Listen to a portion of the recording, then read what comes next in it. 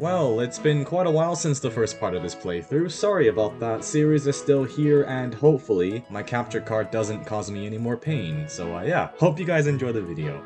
We begin Chapter 2 by recruiting the 4 Ashen Wolves from the DLC, because I paid money for this, so buyer's remorse I guess. But the randomly determined class progressions aren't the worst things out there. Yuri is a punchy powerhouse that can clod with gauntlets with his high speed. That alone is already an instant welcome to my squad because of the absolute state of my Black Eagles roster.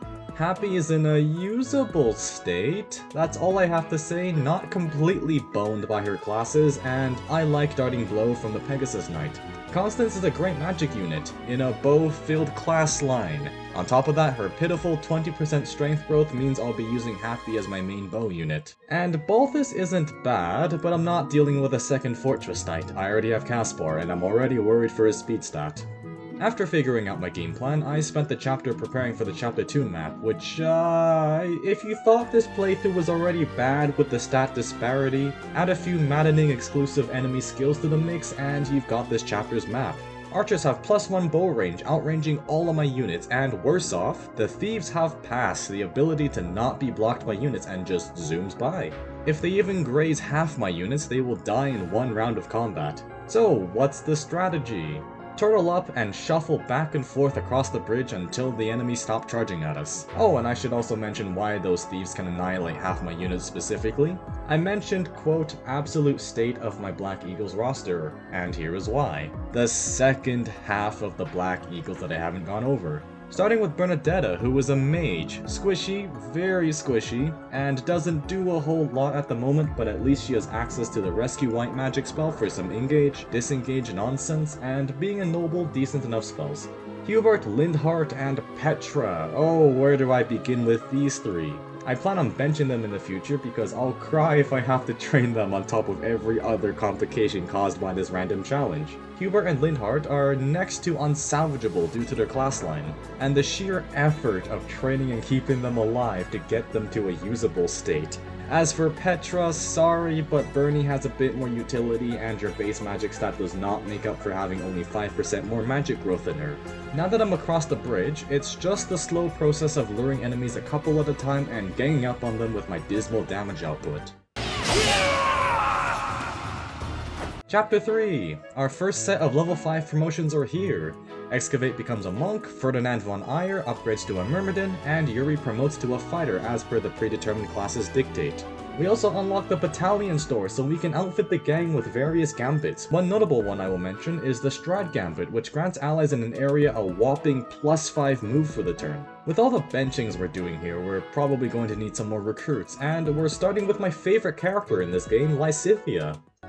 No, that's not because I'm getting lost. I'm a fully capable, mature person who never gets lost. Other than gifts and meals for friendship, using the mission assistance option for unrecruited members, we can deploy them and build supports when I use them by Excavate because B support means we can instantly recruit them without the need for certain skills or stats. And this is what we work towards for a potential S tier unit because I don't really roll the random classes until I recruit them because I guess I find pleasure in pain? Even grinding out my units is a struggle between training up certain units and them dying in one round due to the stat difference. Anyways, here's a bit of Lysithea C support. Ghost! Eventually, Edelgard and Bernie learn their first spells. About time that happened. And Caspar and Happy get themselves promoted for a bit more help for the upcoming battle. Enter the Chapter 3 map. The first one with Fog of War. This is absolutely terrifying for us because we can get jumped pretty easily, and the squishy units will most certainly all look at that, they're dead already. This actually caused my first reset, and I brought torches the second time around because I remembered they existed. In summary, the green units, mainly Catherine, steals my kills. Stay down! I slowly push up, sometimes 1 to 2 tiles at a time. And actually a green unit that somehow managed to stay alive, triggered what otherwise would be stationary enemies, which I found quite funny. Chapter 4 unlocks the most difficult gameplay function for us. Did you call me? Oh, this is my favorite tea. Do you, have sugar? Lots, please. More promotions happen. Edelgard, or should I say Magelgard, Monk's up and Dorothea is demoted because by upgrading her into a Myrmidon, we're saying goodbye to her black magic spells until her master class, which forces us to rely on her newly obtained Hexblade, dealing damage based off of her magic stat. Beast support Lysithea also happens, but with that, we get her to join our house, and I can now talk about her.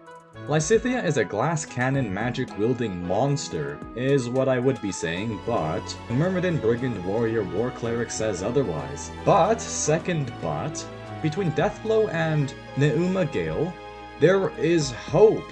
The birth of Fistsithea! And once we get the War Cleric, she can use her spells too, which will help tremendously. But I think it's funnier if I used Fist as much as I could. And yes, I will be using most of my stat boosters on her. Why? 'Cause I can.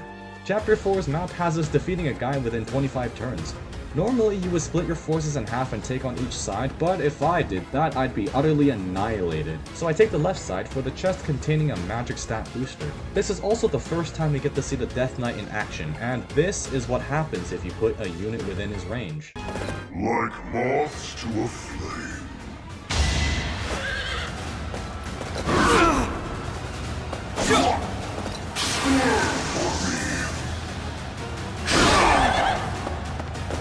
Yup. The Dark Mages on Maddening difficulty gain the Seal Strength skill, temporarily lowering our strength stat after combat, which lowers our already low damage capabilities. I'm probably going to say low a lot over the course of the playthrough. Anyways, enjoy this clip of Lysithea absolutely destroying an enemy. Not so fast!